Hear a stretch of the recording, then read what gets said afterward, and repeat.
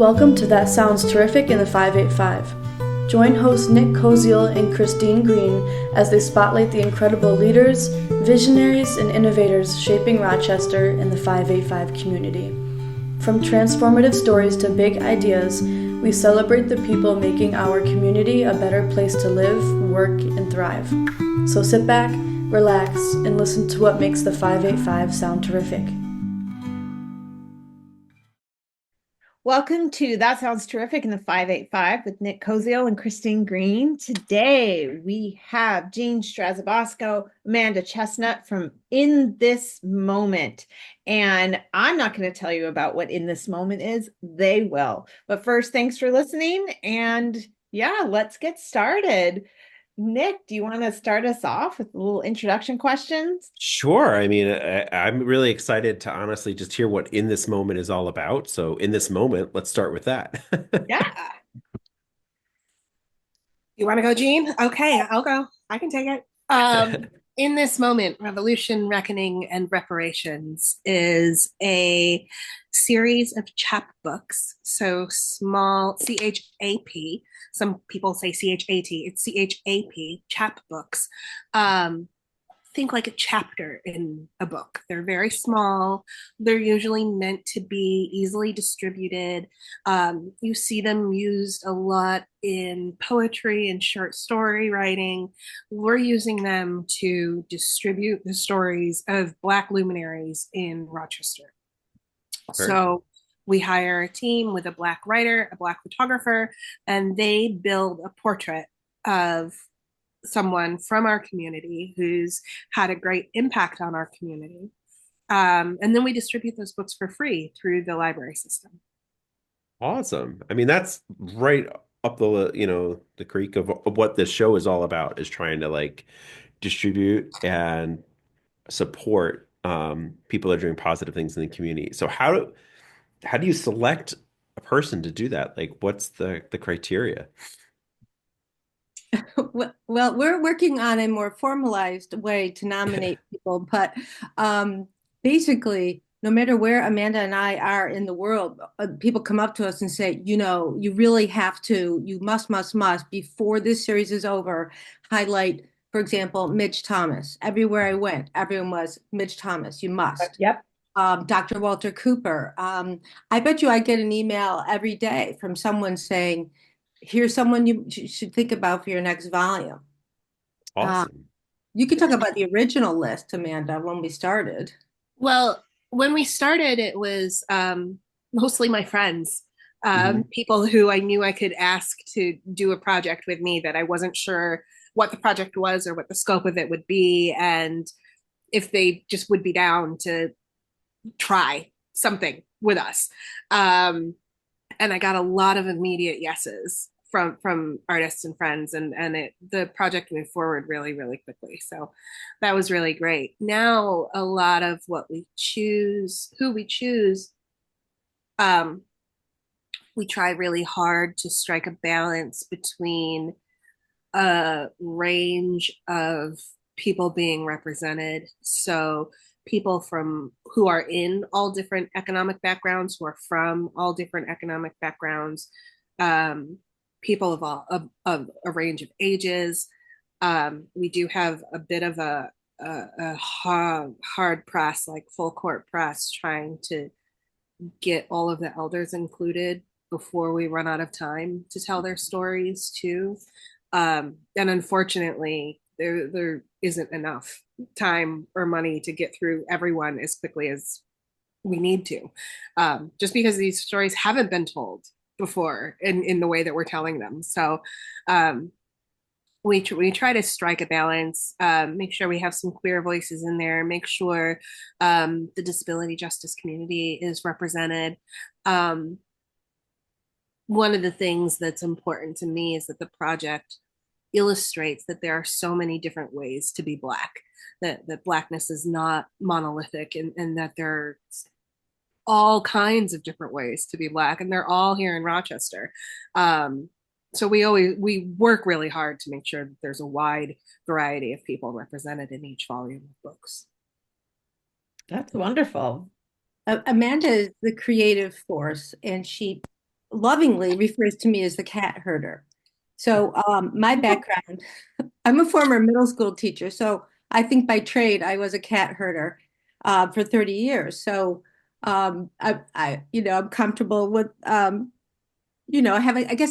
have a gentle way of dealing with deadlines. So I take care of the deadlines and the contracts and all of the communications. And even today, Amanda, what a morning I have had.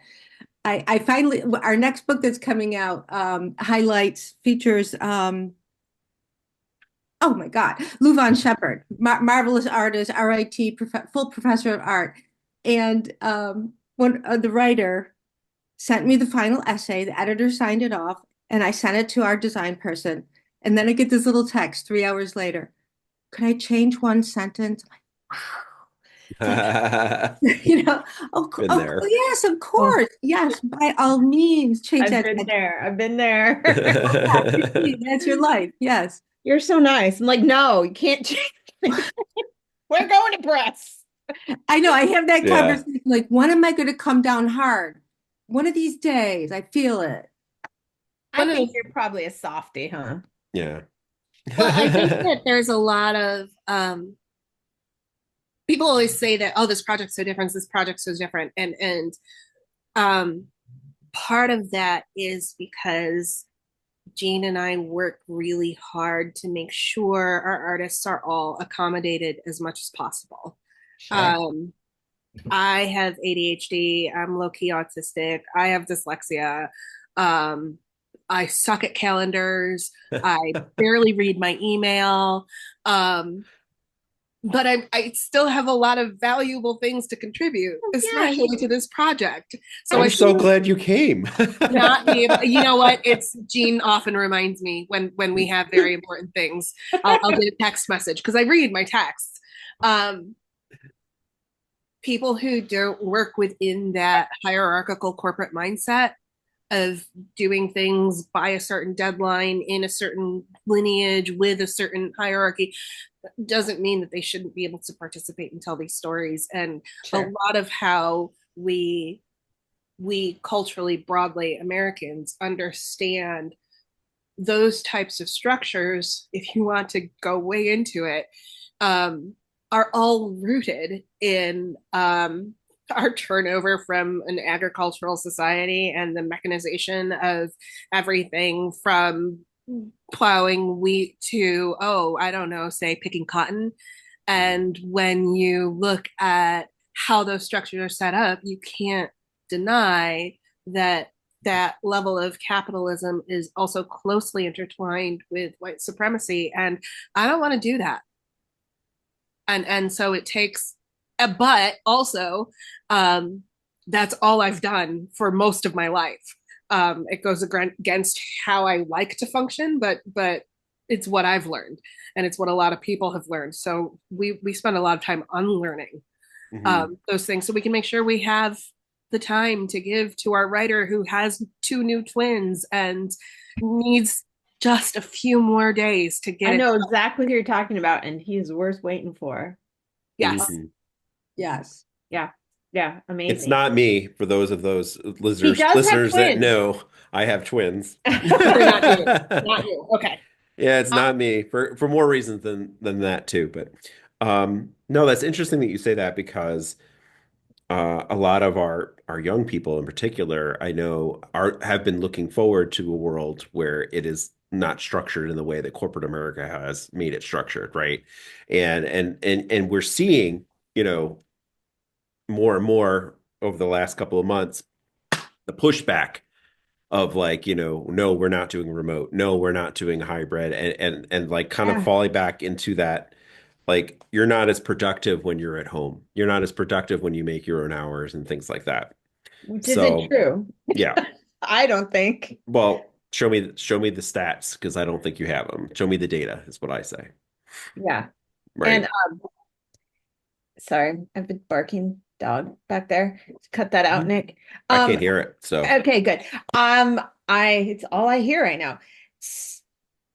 I want to rewind a little bit and go back to the very beginning, because we're jumping into the current stuff that's going on, which is amazing, and I think our listeners have a an overview of what's happening. But let's go back to the beginning of this and what prompted the very first In This Moment chapbook. When, how, who? Give me all the juicy stories behind that. And I know it, right? Because I remember way back when we took a giant picture with masks for 585, I wrote that article. But tell our listeners a little bit about what the origin is. Christine, right before I got on, I found the journal. I mean, I may be a cat herder, but I'm also like, I keep everything, and we're up to like 12 of these journals. Happy thoughts from May of 2020. So in May of 2020, that was May 25th was the murder of George Floyd. And Amanda and I had not met yet. And so I finally watched the video, and with all of my, I guess I did a lot of staff development for the school district I taught in, and the last piece I developed was on implicit bias and microaggressions and the harm that can come from uninterrupted negative stereotypes. So my goal was to try and bring forward more images and more stories of local Black leaders. And I was in conversation with a local artist, Adam Eaton, on Facebook. And he and I had a phone call, and he said, ma'am, call me ma'am, Black artists have a real hard time at getting their art seen, let alone purchased. And so, I had this idea of, could we come up with a book? And then he said, ma'am, I'm not ready to jump in this adventure with you. So I called up a friend whose husband was the director of the Memorial Art Gallery. I don't know if we're supposed to use real names. My husband says in the restaurant, don't use real names. So you can use real names. It's fine. What's going to happen? I mean, they're real people, right? Yeah. They're real people. And I knew Anne from, she and Jonathan's daughter went to school in Pittsburgh schools where I taught, and we had become each other's wing women. And I called her up and I said, I got this idea, but I don't know what to do. And she said, you need to hire a Black curator. I said, okay. And she says, and it should be Amanda Chestnut. And she gave me Amanda's phone number.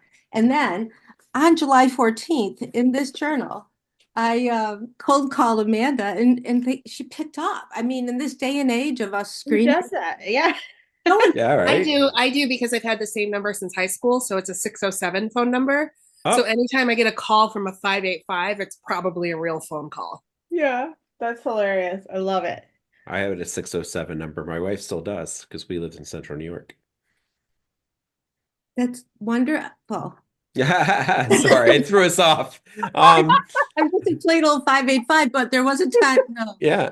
I was a 716 for half of my forever. life. Yeah. Well, sorry, I totally threw us off. But Amanda, you picked up. That's great, because that is not something that happens. And so, what was said? Where did that go?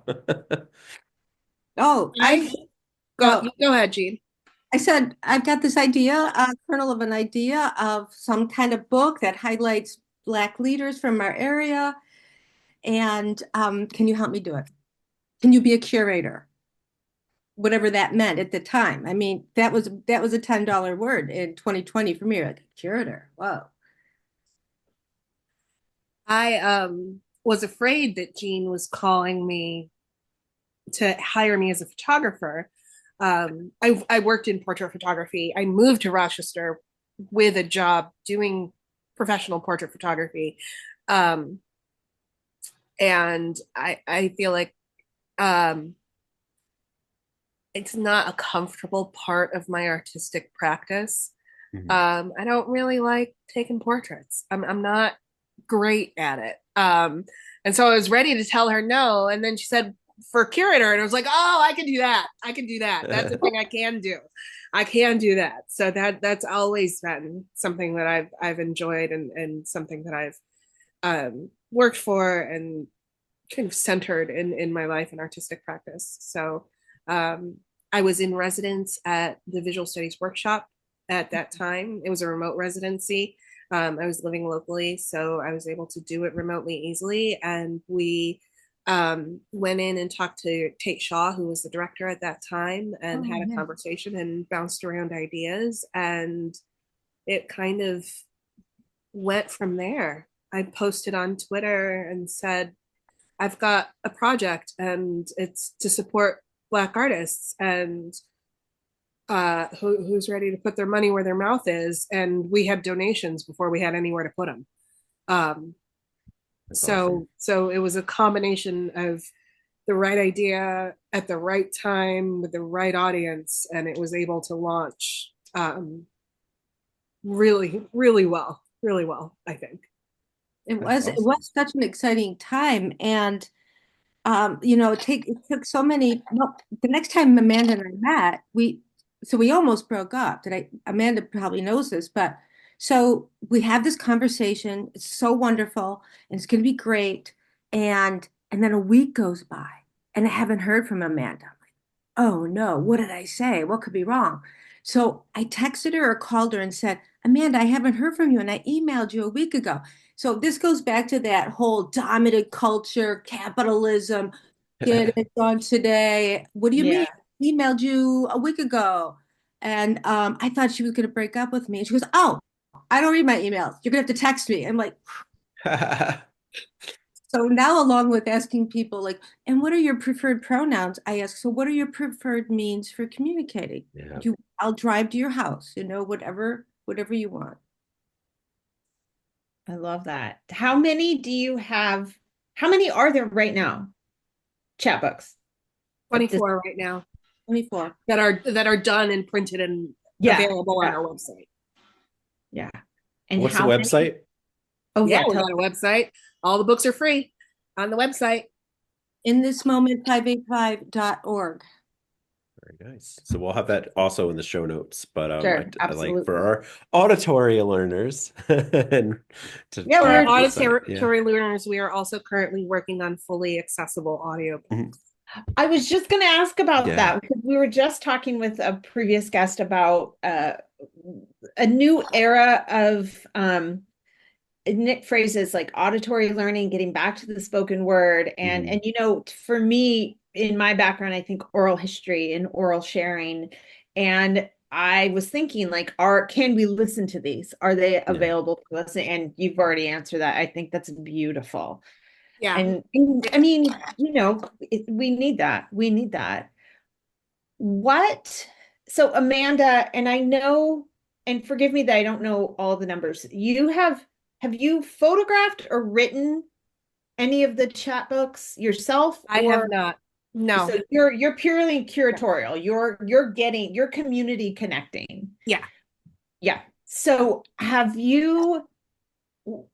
what has been for you, Amanda, the most rewarding part of this connection to here and that person and that person, that photographer and that dynamic person? When you step back and you think, wow, what is it that brings the wow out?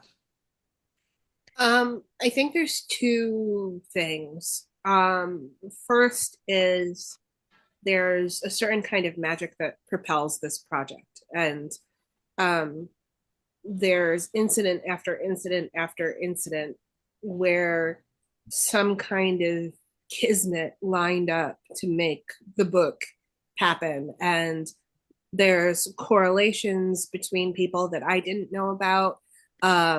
People will be from the same city, or their parents are from the city that the person they're interviewing is from, or both people are Spanish speakers, and so we have Spanish in the book. And I was like, yeah, we can put Spanish in the book. And I immediately texted my editor, like, do you know any Spanish? How are we going to do this? The magic has not run out yet, and I always say when I'll know the project's done when the magic runs out. But I think that the other thing is this has provided our community with such a rare opportunity to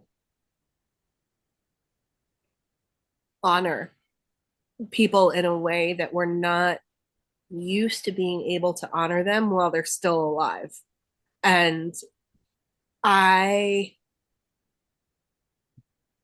didn't really realize how big of a deal that is. And every time it's a big deal again for somebody, it surprises me and makes me feel great. Christopher Cole's book will be coming out this spring, and he was posting on his social media that he feels he was our writer in the last volume, and now he's going to have a book featuring him in this volume. And he feels so honored to be able to participate in this way. And it just touched me that this isn't just a task to check off. This isn't like some kind of grubby opportunity to get one little more thing or add a line on the resume, or it really is developing a sense of community and recognizing individuals' contributions in a way that I don't think I could do as a single individual person. The way that it functions as a collective is what really makes the difference for that. And I think that level of recognition and gratitude, that kind of expression of gratitude for people, is something that we need more of, frankly. Mm-hmm. I No, love it. I yeah, agree. I would agree too. And you're just making me think of like those, what is it, like 6 degrees from whoever, right? Those connections happen more often than you know. Like when I completely took this podcast off tilt and said, "Oh my God, 607." I was in the 607. Like that's the kind of tangent stuff that I'm like, but that happens so frequently in my life too. Like a person that I was connected to in Rochester, named he said I'm the human puzzle architect because I'll be talking to you and then I will hang up this phone, or end this meeting, and the next person I talk to needs to know Amanda. And it's just weird and uncanny how that happens, but it's these little threads that like kind of weave together to make the whole big tapestry, right? And that's what I love about like your project. And you say you'll know when this is over, when the magic ends. I don't see the magic ever ending for this, which is sort of exciting. Because I think you're going to continue to find that those things fall into place and you're building up this amazing community within a community, which I just think is totally terrific. So there really wasn't a question in there, but I do have a question. Um, so you said you've been kind of concentrating on, older subjects because you want to make sure that the stories are told.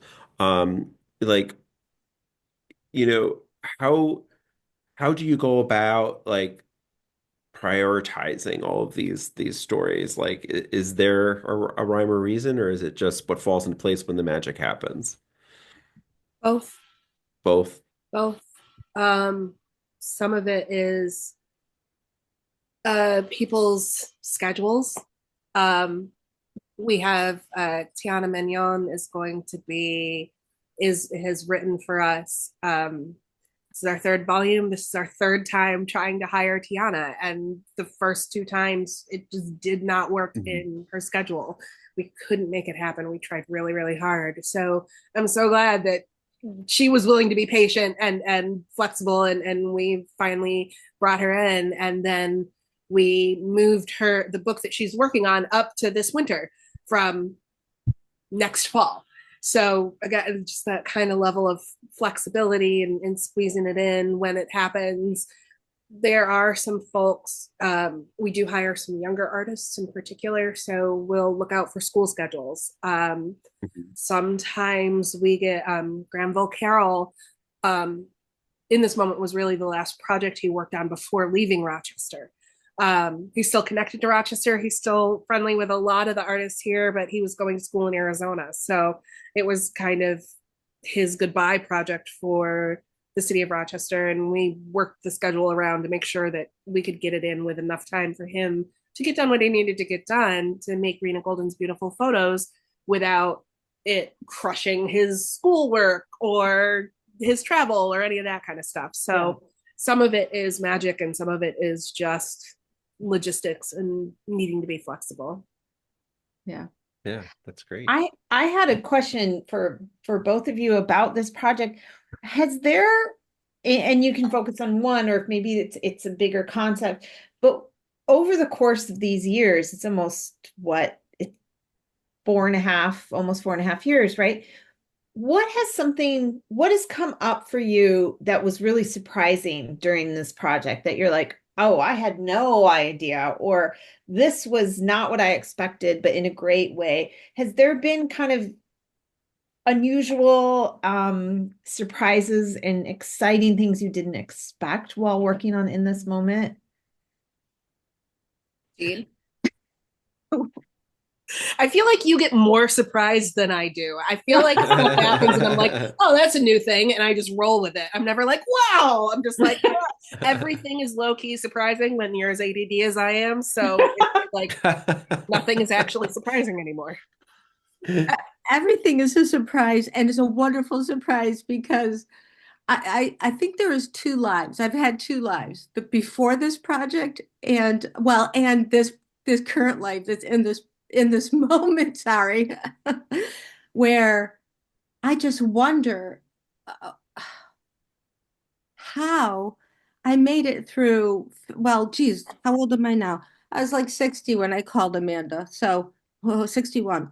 And my life is changed in numerous ways, numerous. Like I'm out more and I'm in different cool places that I've never been before. I've met the most remarkable people. I feel like Amanda and I are the oddest couple in the land because I was just out with someone recently who said something. She goes, "Well, Jean, it must be such a challenge because you're such a type A personality." I'm like, "What? I'm type A?" I mean, it just blew my mind. I guess I am. But I would say I have learned to like relax and enjoy the moment, seriously, instead of being, okay, we just finished this thing. Let's move on to the next thing. It's like Amanda was talking about the checklist. And I would say my biggest learning is, I say this like a mantra, Amanda, trust Black women. Yes. Always. Never not. Mm-hmm. And I'm not crying or anything, Amanda. I mean, this has just been beyond any expectation I had. You know, I saw this horrible murder and thought, okay, we need to counter this with goodness and let's get at it. And it's been such a gift to me. It sounds almost selfish, you know, to have. I'm just having an amazing time. How about I you, love Amanda?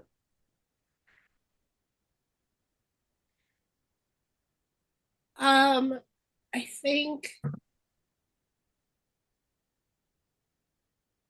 think like I said, it's hard for me to be surprised. Midge, Miss Midge, the phrase that she used was righteous audacity. Um, I don't get surprised by a lot because I know it's what's supposed to happen. Like capital K, I know this is capital S supposed to happen. Um, which does take some audacity, I think. So it's hard for me to feel surprised when I feel like we're on a path that's clear and straight and level um and it's been placed there for us and we have all of the skills to do all of the things necessary to move on that path and that part's not a surprise to me. I started curating when I was in high school still. Like I did my first curatorial show as a high school senior. This is what I know how to do. And I don't have many other skills that I've done for 25 years that I'm quite as good at. So this is for me, this is feels like a very natural progression. So, and I keep hearing, well, I'm going to keep going back to this because it's very much in my wheelhouse, but you know, we talked about the magic and it's supposed to happen and it'll be done when it's done. And I think I think so many people lack that willingness to have that certain type of, I mean, they're even afraid of the word magical or magic or because it's really coming from within. If this, you said this righteous audacity, and I just absolutely love this. Like, yeah, we have been raised in this culture in so many ways to say, well, what gives you the right? What do you think? Why do you think you can do this? Well, why not? And I think that is part of this energy. I will never forget that photograph and that article. And yet it just keeps going. It just keeps going. And I love the fact that like every year it's just this and a few more people know about it and then many more people know it and now everybody knows about it, and I just think there is a magic to it, and I think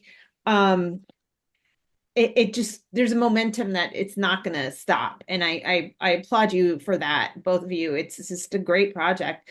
And in that same vein, I imagine you guys are still always looking for funding, right?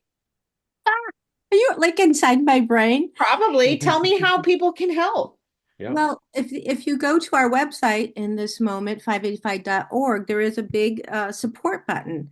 And we also have sponsorships. If you open up to the back of any of the chapbooks, if you look at our very first chapbook, we had one sponsor. It was Rudy Brockport and VSW. But you know, we have sponsorships I can talk to anyone about. We are so lucky that George Eastman Museum, you talk about the magic. I walked into that meeting. See, I don't have that outrageous audacity. What was it? Outrageous audacity. Righteous audacity. Righteous. I have geez, I hope you'll say yes, and I'll find the back door. I will, I'll clean the dishes. That sort of thing. Like, please just do this for me. So I went into a meeting with the leadership at George Eastman Museum, hoping that they would say yes to hosting one of our events. And they said, we want to host all five. It's like, whoa. So, I walk out of these meetings going, what the heck? So that's another part of the magic. It's like, okay, all right, the world is telling me. It's like, we want this, we think it's wonderful, and we want you to keep doing this. And we love to have food for the lovely people. And when we were just a little, it's still basically a 2.5 woman operation. The half is Jackie McGriff, who is our social media miracle child. I would make the snacks. I would bake. I would bring the snacks, and it was all good. Then you go to the George Eastman Museum. I don't think you're bringing your tin of cookies. So we have a reception, and there's catering and that's involved, and so people can be our reception sponsors. But I'm willing to talk to anyone. So my email is on the website. Hit me or Amanda up. What's interesting? Go ahead. It's interesting is the world, Christine, it's like as soon as you said that, the world wants this. And I'm getting calls from Cleveland. Bring it to Cleveland, Buffalo, bring it to Buffalo. It's like, okay. And still today, I'm like, dear so-and-so, I remember you gave $50 in 2021. So so the point is, I don't know what's going on in the world, but as the need is and the want and the desire for this project and these stories to be told, I'm seeing a decrease in giving. And I don't know if that's, across the board societally. So we're I'm we're pounding after it. We're not giving up. So thank you. That was one of the things that I was going to mention, and I've seen it mentioned. It's talked about online and in online circles that the George Floyd era of DEI is ending, and people feel like they did their part. They had a Black employee for a little while. It was good enough. They gave, we got our first year, our average donation was like $28 or $32 or something like that. Some of that was pandemic loneliness, and people just wanted to be part of something. But a lot of that was, oh God, it's terrible that that man died. Here's $20 and now I feel better. And um, where Jeanne and I need to keep working is helping the community realize that even though we give away these books for free, honoring your community and telling Black stories is not going to be a free process. Um, we have reparations in our title for a meaning, for a reason. Like, Sure. we part of this project is that we want to pay our artists fairly, that we want to give people the receptions they deserve. And a lot of that is Jeanne going into her own pocket or driving cheese and crackers to someone's house so they can participate too. Um, so it's while we have developed a great community, I think, and let's put an asterisk on this because I've worked in nonprofits in Rochester pretty much since I've moved up here, and I know that there's a really transactional relationship that a lot of individuals have with their giving as it relates to nonprofits. They don't give altruistically; they give because they're receiving something. Yeah. And that's a cultural thing in the Rochester area. Generally, that's not unique to us. That's something that all local nonprofits, to my knowledge, in my experience, have struggled with. Overcoming that and recognizing that you're not just sending us $20 so you can get a book. You're sending us $20 so we can put these books in the hands of Black students who have never before seen someone like Joe Beard or Herb Smith and didn't know that they could grow up to be Joe Beard or Herb Smith until we put this hand in their books or this book in their hands.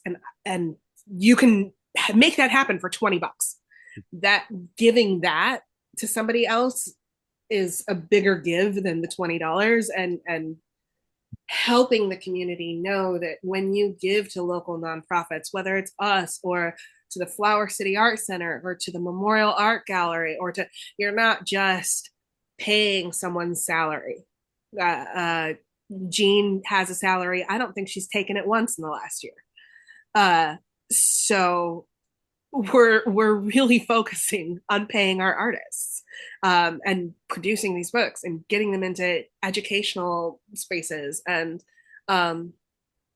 seeing the bigger picture, I think, can be a real challenge for folks who aren't used to being in nonprofit giving spaces.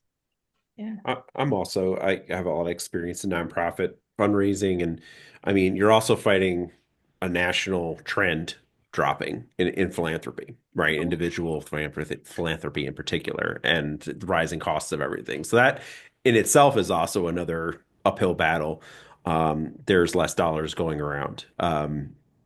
But I think like what you're saying is really important to note that and for our listeners to understand that it isn't transactional, and that in fact it's more, inspiring a new generation of possibility. And like every story, that gets into the hands of a young person, or really any person, can inspire them to do great things and to have a wonderful, terrific impact on our community. And again, that's what this podcast really is about, is finding ways to reach people and have that positive impact. So, your every little bit helps, that $10 or $20 and stuff like that, to get those books printed and in the hands of our young people. And, I commend you both for everything you're doing, and for Wonderful. donating your own salary to the effort. Like that's amazing.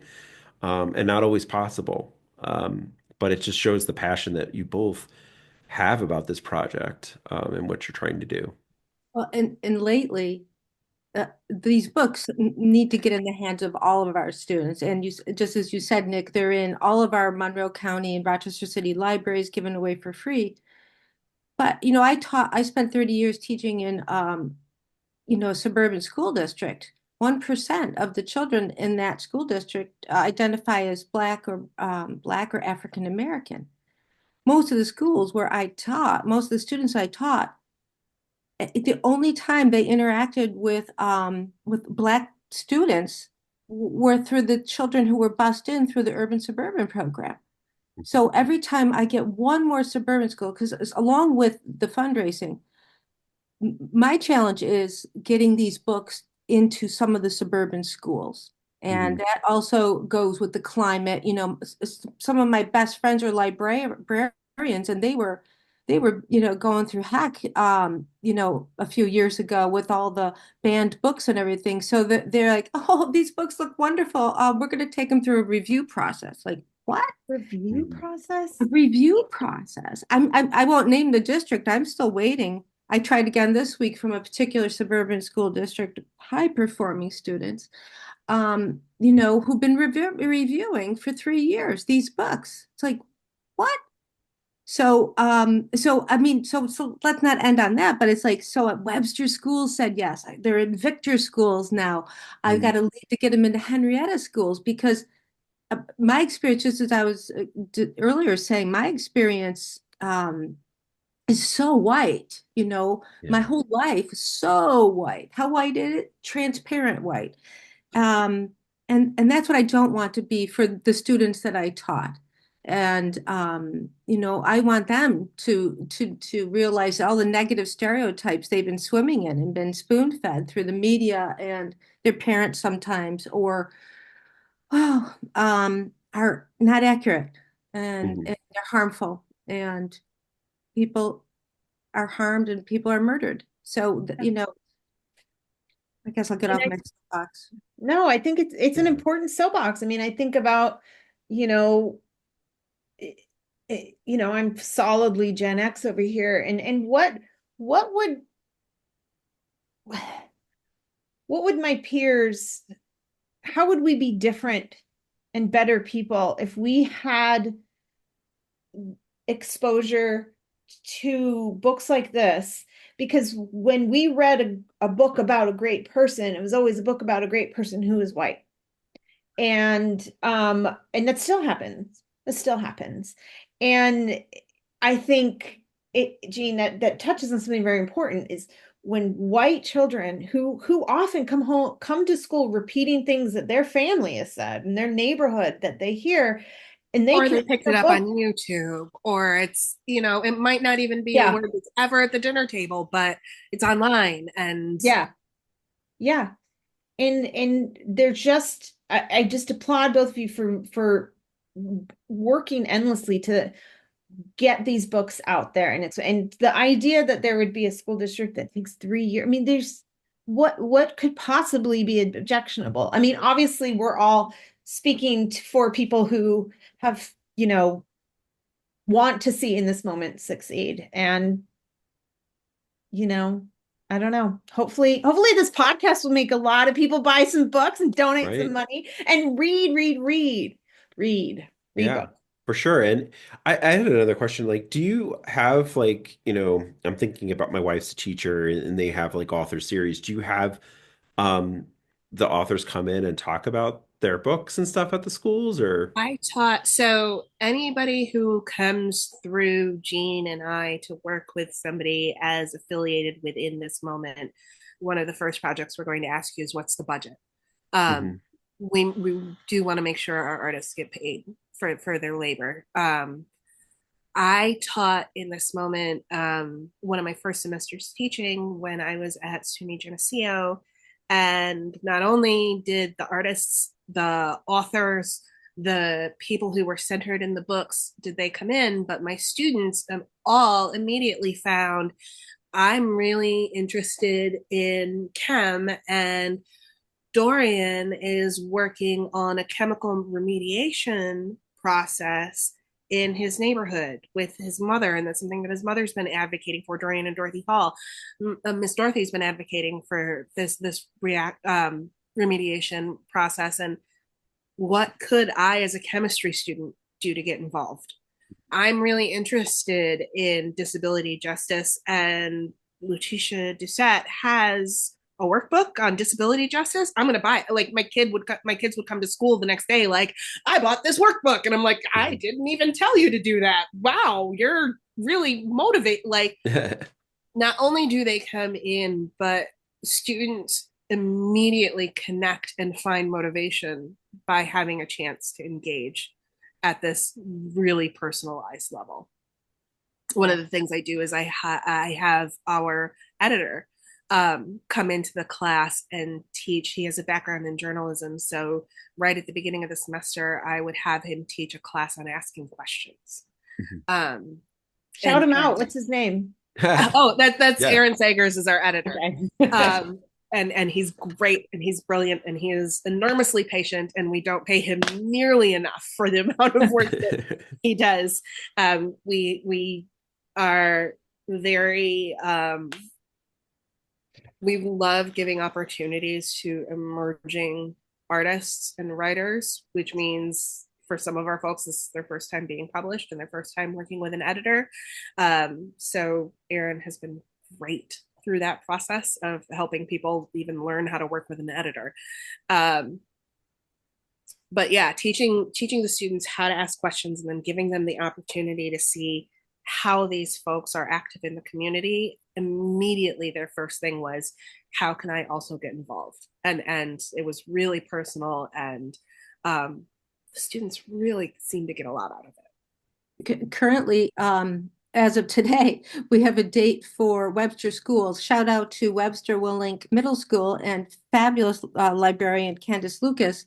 Got a date on the calendar, and 3 of our leaders are going to come in and speak to the 8th graders right after they finish reading the John Lewis graphic novelist, the graphic novel, The March. And the topic of their discussion is how to get into good trouble. And Dr. Sean Nelms is going to join the panel, Dr. Linda Clark, and Anita Cameron. So, I mean, the whole 8th grade class is going to have this amazing experience. So that's another, like, the job descriptions, Amanda and our job descriptions keep growing because someone will reach out and say, how do I get Anita Cameron into my classroom? And then, you know, we do it, we make it happen. And then that's another learning. It's like, and they must be paid. No one's doing anything for free. So I can help with that. Any schools, any libraries, any your organizations, we're there for you. Yeah, so if you're looking for some dynamic people to have in your classes and in your libraries and in your schools, then this is the place to go. And again, we'll have that information in the show notes. In your churches. In your churches. In your business groups. We've done Rotaries, we've done churches, we've done whatever organization you have. I mean, book clubs. Have you done book, like people read the chapter? We have not done book clubs. We have several authors who are published outside of In This Moment. Several of our leaders are also published outside of In This Moment. We did do Dr. Nelms did a brief talk with Writers and Books associated with his book that was also loosely connected to In This Moment. So it is not out of the realm of possibility. I love it. I love it. For sure. Well, I guess we need to wrap up, huh? Yeah, I think it's about that time. It's about that time. Yeah. Yeah. It looks like the sun is setting immediately and it's only 3:20. So I was like, what time is it? Do I have to make dinner? What's going on? Sorry. Anyway, Well, Nick. Yeah, thank you. Out. Yeah, thank you so much to both of you for being on the show. Like I've said a couple times, we're going to have all that contact information in our show notes.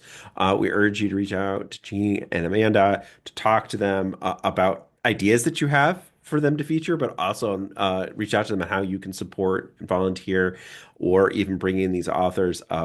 There's so many ways to help them, and they're doing terrific work in the community. So thank you so much for being on the show.